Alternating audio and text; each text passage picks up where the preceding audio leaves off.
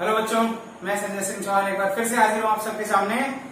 एक नया वीडियो हमारा किसके ऊपर है? मेजरमेंट ऑफ डिस्टेंसेस के बारे में बात कर रहे थे। एक बहुत ही इंटरेस्टिंग वीडियो, एक बहुत ही इंटरेस्टिंग मेथड आपने पहले पढ़ा था, that was reflection method. And अब उस इनडायरेक्ट मेथड के बचे हुए दो केसेस आप पढ़ लेते हैं, that is use of trigonometry and उसके बाद आएगा आपका पैरेलैक्स मेथड। तो यूज ऑफ ट्रिग्नोमेट्री के तो सर यूज ऑफ ट्रिग्नोमेट्री से डिस्टेंस भी कैलकुलेट की जाती है क्या? हाँ, ध्यान रखिए जरा, टेंथ को याद कीजिए। टेंथ में क्या था? हाइट एंड डिस्टेंसेस था कि नहीं था? उसमें भी तो आप डिस्टेंसेस को कैलकुलेट करते थे ना। तो वो भी निकालते थे, एक टावर की हाइट इतनी है कि ये है कि वो है कि एंगल इतना है, तो आप जरा इसकी डिस्टेंस बताइए, बता सकते थे कि नहीं? बता सकते थे। तो इस तरह से हम जरा अपने यूज ऑफ ट्रिग्नोमेट्री के जरिए इस चीज को निकाल सकते हैं। सपोज ये कोई मीनार है, एक इस मीनार के नीचे आप खड़े हैं और आपका कोई एक फ्रेंड खड़ा हुआ है। आपके बीच में एक बेट लगती है कि आपको you are not allowed to go upstairs, but you need to calculate the height of that particular tower. आपको बिना किसी स्केल को यूज किए, मतलब ऊपर जाओगे नहीं तो स्केल यूज नहीं कर पाओगे, और कुछ ऐसा नहीं कर सकते, आप इसके अंदर जाना ही आपको अलाउड नहीं। आप इसके बेस पर खड़े हैं, बट आपको इस टावर की हाइट निकालनी है। कह रहे हैं आप निकाल सकते हैं, बिल्कुल निकाल सकते हैं। यूज ऑफ ट्रिग्नोमेट्री हम निकाल सकते हैं। जरा एक बार सोचिए, हम ऊपर नहीं जा सकते बट हम इधर तो जा सकते हैं। अब अगर इधर जा सकते हैं तो भैया हम इधर अपना कैलकुलेट करके चले गए कि हमने यहां पर कितनी डिस्टेंस ले ली। हमने यहां पर एक डिस्टेंस ली विच इज 100 मीटर। हम 100 मीटर इधर चले गए। चलिए 100 मीटर इधर जाके एक पर्टिकुलर पॉइंट पर हम पहुंच गए, दैट पॉइंट इज पी। अब उस पॉइंट पी पर जाके आपने क्या देखा? आपने सबसे पहले बेस की तरफ देखा, फिर आपने हाइट ऑफ द टावर की तरफ देखा। ध्यान रखिए, बेस की तरफ देखा, फिर आपने height of the tower, top of the tower पर देखा। तो इन दोनों के बीच में कोई एंगल बन रहा है क्या? इसके और इसके बीच में कोई एक एंगल बन रहा है क्या? तो यहां से आपने एक एंगल ऑफ एलिवेशन कहते थे ना बेटा, एंगल ऑफ एलिवेशन बनाया विच इज थीटा। आपको निकालना है h which is height of the tower. तो आपको निकालना बहुत आसान है, that is tan theta is equals to h upon 100। तो 100 will be equals to 100 into tan theta. Theta can be taken whatever. अच्छा, एक बात और करनी है आपने, अगर आपको ऐसा लगता हो कि सर ये तो हमने कुछ ही एंगल के लिए वैल्यू जानते हैं, 30 डिग्री, 45 डिग्री, 60 डिग्री, 90 डिग्री, अगर tan 3 डिग्री हो तो भैया कैसे निकालेंगे? tan 27 डिग्री हो तो वैल्यू कैसे निकालेंगे? tan 39 डिग्री हो तो वैल्यू कैसे निकालेंगे? तो सर वो तो हमारे टेबल में था ही नहीं। तो आंसर इज, आप जितनी भी कुछ रिफ्रेशर्स हैं एनसीईआरटी के पीछे भी 3 टेबल दी गई हैं आपको, इनफैक्ट 5 टेबल्स हैं, साइन की, कॉस की, टेन की, लॉग की और एंटी लॉग की। ठीक है, आप उन टेबल में, आप उन टेबलाइजेशन को पूरा अच्छी तरह से रीड करिए। उसके बारे में अगर आप चाहेंगे, अगर आप मेरे से कमेंट सेक्शन में बोलेंगे तो इसके लिए एक अलग से वीडियो बना दूंगा कि वो टेबल्स को रीड करके कैसे पर्टिकुलर एंगल की भी वैल्यू को निकाला जा सकता है। तो भैया वो यहां पर tan 30 की वैल्यू हम यहां पर रख देंगे, हमारे हाइट की वैल्यू आ जाएगी। तो विद द हेल्प ऑफ कौन सा मेथड? आपका इनडायरेक्ट मेथड में यूज ऑफ ट्रिग्नोमेट्री भी आप क्या निकाल सकते हैं? Distance between two. अगर आपको हाइट पता है तो आप अगर यहां पर पहले से खड़े हैं, आपको ये डिस्टेंस नहीं पता, आपको पर हाइट पता है, तो आपने फिर से क्या किया? एक ये बना, एक एंगल लिया बीच में, और आपको हाइट, जैसे आप सपोज आप दुबई में रहते हैं, अपने घर की छत पर गए, आपको बुर्ज खलीफा की हाइट तो पता है, बट आपके घर से आपको बुर्ज खलीफा की स्ट्रेट डिस्टेंस कितनी आपको नहीं पता। तो आप गए भैया, आपने यही मेथड यूज किया। ठीक है, एंगल को आपने कैलकुलेट किया कि आपका क्या एंगल बन रहा है, base of the tower and height of the tower. उसके बाद हमने यूज ऑफ ट्रिग्नोमेट्री लगाया और हमारी इसकी वैल्यू को कैलकुलेट कर लिया। तो ये है इस मेथड से, इस तरीके से with the help of this particular method we can actually find out the distance using trigonometry. Okay, तो आप बढ़ते हैं अपने अगले मेथड की तरफ। आप लोग जरा होल्ड कीजिए एक मिनट। ओके बेटा, बढ़ते हैं अपने अगले मेथड की तरफ, that is most awaited the parallax method. Parallax method से हम एक लिमिटेड डिस्टेंस तक हमारे कुछ एक स्टार्स, नियर बाई स्टार्स जो हैं, एक उनकी हम डिस्टेंस को कैलकुलेट कर लेते हैं। हाँ जी, पैरेलैक्स मेथड से हम यही बात कर रहे थे कि हमारे जो नियर बाई स्टार्स हैं, नियर बाई प्लेनेट्स जो हैं, हम उसकी डिस्टेंस को कैलकुलेट कर लेते हैं। तो चीज को जानने से पहले 2-3 मेथड्स को जानना आपके लिए बहुत ही जरूरी है। क्या क्या जरूरी है बेटा? दैट एक ट्रिग्नोमेट्री का फॉर्मूला आपके लिए जरूरी है, that theta is equals to arc upon radius. Theta is equals to arc upon radius. और यहां पर थीटा की जो वैल्यू लेंगे वो किसमें लेंगे? डिग्री में लेंगे क्या? डिग्री में नहीं लेंगे। आपने अगर ध्यान दिया उस चैप्टर की शुरुआत में हमने किया था कि थीटा की वैल्यू को हमने रेडियंस में कैलकुलेट किया था, तो थीटा इन रेडियन। ऐसा यूनिट क्या होती है? रेडियन। तो भैया एक बात बताओ सर जी, के तो आप तो कह रहे हो रेडियन में लेंगे, लेकिन रेडियन में कन्वर्ट कैसे करते हैं? तो उसके लिए अपने अगले वीडियो में, जो कि इंटरेस्टिंग वीडियो फिर से होने वाला, आप समझ रहे होगे, मतलब थीटा को, डिग्री को रेडियन में कैसे कन्वर्ट करते हैं, उस चीज को भी हम कैलकुलेट करना सीखेंगे। तो थीटा की वैल्यू को आपको रेडियंस में लेना है, तो ध्यान रखना इसकी वैल्यू क्या होती है? Arc upon radius. अच्छा एक चीज हो, फॉर, ये हमेशा के लिए थोड़ा सा दिमाग में डाल लीजिए, ये जो लिखने जा रहा हूं, क्योंकि पूरे 11th और 12th में जो मैं लिखने जा रहा हूं बहुत जगह पर यूज होने वाला है। For smaller angles theta is equals to होता है sine theta is equals to tan theta. आप कह दो जी क्या है, जी क्या हो गया? मतलब थीटा साइन थीटा के बराबर और साइन थीटा टेन थीटा के बराबर। काय को सर उल्टी सीधी बात है करना। मतलब 10th में आपने इतना हमें कुछ और पढ़ाया था, इतनी सारी टेबलें मनवाई थी, 10th की अलग टेबल थी, साइन की अलग टेबल थी, तो मैं पता है, लेकिन अब आप कह रहे हो नहीं सेम। तो हमने ये भी तो लिखा बेटा फॉर स्मॉलर एंगल्स। कैसे होती है जरा देखो, जरा देख लो। अगर ये आपका, अच्छा ये आर्क अपॉन रेडियस क्या है? अगर ये कोई सर्किल है, यहां से एक हम ऐसे ही लें, तो ये जो है आपका, ये this curved path, it is known as arc. Okay, and theta इन दोनों के बीच में एंगल बनेगा, and this is your radius. तो ये होगी आपकी theta is equals to arc upon radius. तो जरा हम स्मॉलर एंगल को जरा हम अज्यूम करें दो जगह पर, ये तो भैया देखो अप्रोक्सीमेटली, यहां पर ध्यान रखने वाली बात है, इस थीटा को कैलकुलेट कर रहे हैं, ये रेडियस है, ये रेडियस है, और ये आर्क ले रहे हैं, इतना बड़ा आर्क ले रहे हैं। ये अगर ये एंगल बहुत छोटा है तो इन दोनों एंगल्स की वैल्यू अप्रोक्सीमेटली 90 डिग्री होगी। चलिए तो अप्रोक्सीमेटली 90 डिग्री, तो हमने थीटा वाला फॉर्मूला तो यही लगा दिया, थीटा इक्वल्स टू क्या होता है? Arc upon A upon R. Okay भैया, साइन थीटा निकालिए जरा।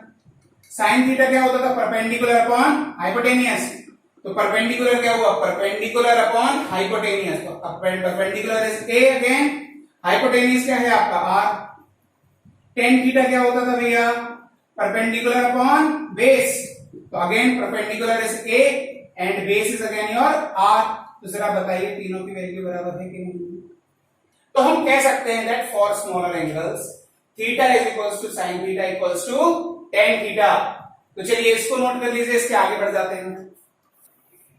ओके बच्चों, तो देखिए पैरेलैक्स मेथड में अब एक चीज और जानना जरूरी है, क्या कि जो चीजें हमसे पास होती हैं, जो चीजें हमसे पास होती हैं वो हमसे अपना एंगल बहुत जल्दी चेंज कर लेती हैं। जो दूर होती है हमसे इतनी आसानी से एंगल चेंज नहीं करती। मतलब ट्रेन में सबने सफर किया है, बस में सबने सफर किया है, जो पेड़ बिल्कुल रोड के साइड में थे बिल्कुल फटाक से निकल जाते हैं।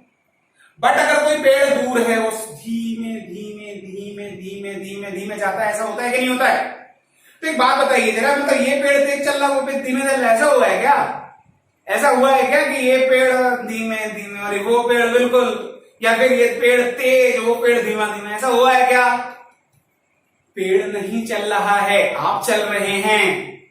तो आप चल रहे हैं तो वो धीमा क्यों दिख रहा है, ये तेज क्यों दिख रहा है? अगेन मेरा आंसर वही है कि जो पास में चीजें होती हैं वो अपना एंगल बहुत तेजी से चेंज करती हैं, बट जो दूर हैं वो अपना एंगल इतनी तेजी से चेंज नहीं करती। अच्छा, एग्जाम्पल एक और ले लो कि हम रात को अगर आपने ट्रेन में सफर किया हो या बस में सफर किया हो तो चंदा मामा है, चंदा मामा आपने देखा होगा साथ में चलते हैं, आपकी ट्रेन चल रही है वो साथ साथ चल रहे हैं, मतलब वो डिस्टेंस पर है तो इतनी आसानी से हमसे एंगल चेंज कर रहा है क्या? नहीं कर रहा है। तो ये चीज हमको समझ में आई। अच्छा, आप यहां पर देखा आपने सनराइज हुआ ईस्ट में, ठीक है, कोई आपके पास एक तरीका आ गया, आपने चुटकी बजाई है, दिल्ली पहुंच गए। दिल्ली में भी कहां राइज हुआ है?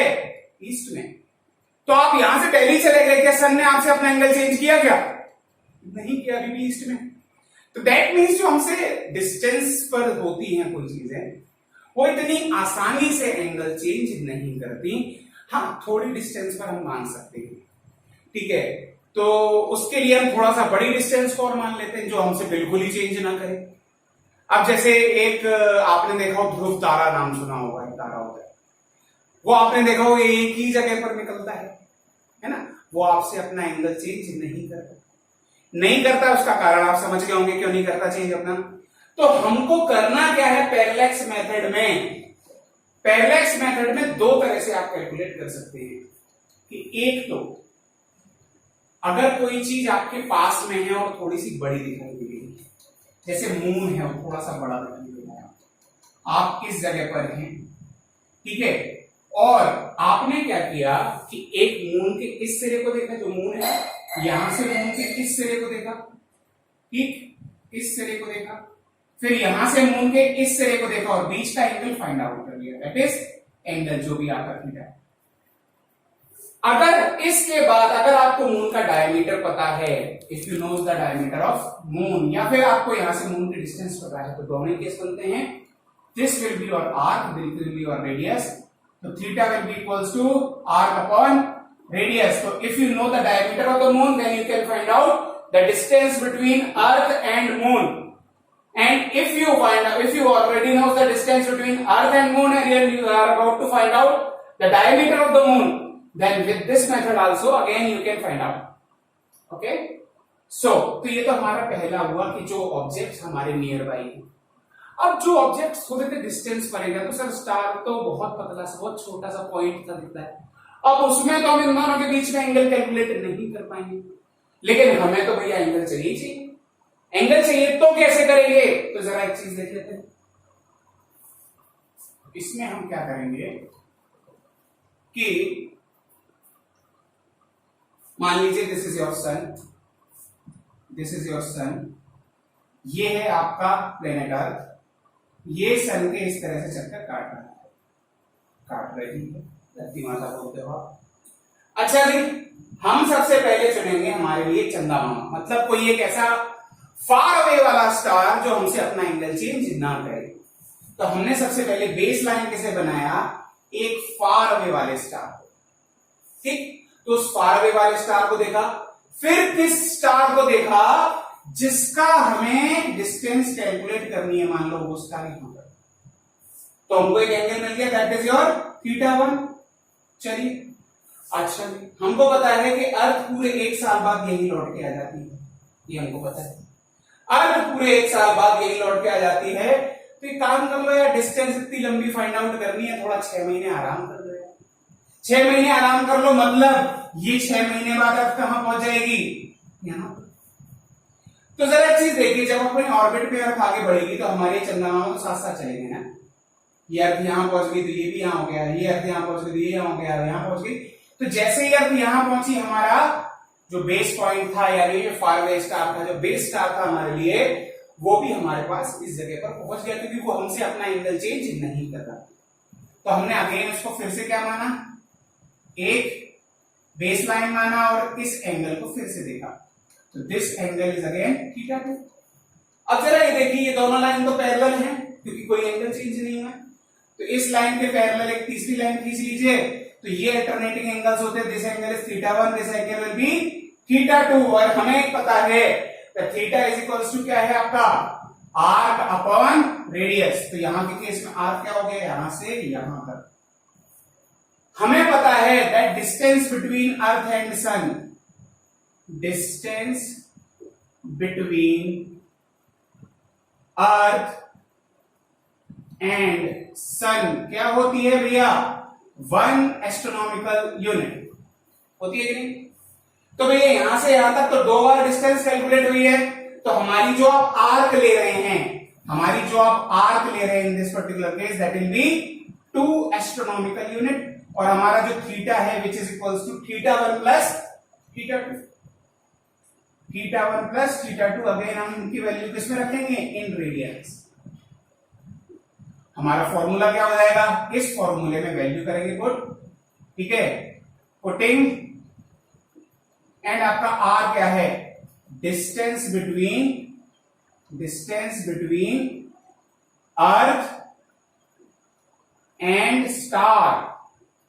तो भैया पुटिंग वैल्यूज को पुट कर दिया, वैल्यूज इन इक्वेशन नंबर 1। इसमें जरा वैल्यू में पुट किया, जरा थीटा की जगह क्या आ गया आपका θ1 प्लस θ2। ये क्या आ गया आपका आर्क कितना है 2 एस्ट्रोनॉमिकल यूनिट, और ये कितना है आपका, ये कितना है आपका आर। तो आपका distance between earth and star अगर आपको चाहिए तो 2 एस्ट्रोनॉमिकल डिस्टेंस आप ये लिख लेंगे, और θ1 प्लस θ2 ये वैल्यू को यहां पर पुट अप कर देंगे। तो आपकी डिस्टेंस आ जाएगी between earth and that particular star. तो इस मेथड के जरिए आप इनडायरेक्टली बेटा एक लिमिटेड डिस्टेंस का, क्योंकि अगर लिमिटेड डिस्टेंस तक ही क्यों, क्योंकि अगर ये डिस्टेंस ज्यादा हो गई तो ये भी हमसे अपना एंगल इतनी आसानी से चेंज नहीं करेगा। तो एक लिमिटेड डिस्टेंस तक, अगले वीडियो में उसके बारे में डिटेल में बात करेंगे कितनी कितनी डिस्टेंसेस होती हैं सारी, ठीक है। तो 1 एस्ट्रोनॉमिकल यूनिट की डिस्टेंस आप बुक से देख के आप आराम से पुट अप कर लेंगे, यहाँ पर सारा कुछ एनसीईआरटी में अवेलेबल है। तो बेसिक आपको कॉन्सेप्ट क्लियर होना चाहिए। कॉन्सेप्ट ये है कि यूजिंग पैरेलैक्स मेथड हम डिस्टेंस बिटवीन 2, एक प्लेनेट और एक स्टार या 2 प्लेनेट्स, इन सब के बीच में डिस्टेंसेस को कैसे कैलकुलेट कर लेते हैं। तो आई थिंक बेटा आपको, आई होप ये वीडियो आपको पसंद आया होगा, ठीक है। ऐसे ही मजेदार वीडियो और आगे आने के लिए बिल्कुल जुड़े रहना, क्योंकि कल हम बिल्कुल नई अगले वीडियो में बिल्कुल नई चीजें इसके बारे में सीखने वाले, कैसे थीटा को रेडियन में कन्वर्ट करते हैं, सारी चीजें। तो मिलते हैं अपने अगले वीडियो में, तब तक के लिए जय हिंद।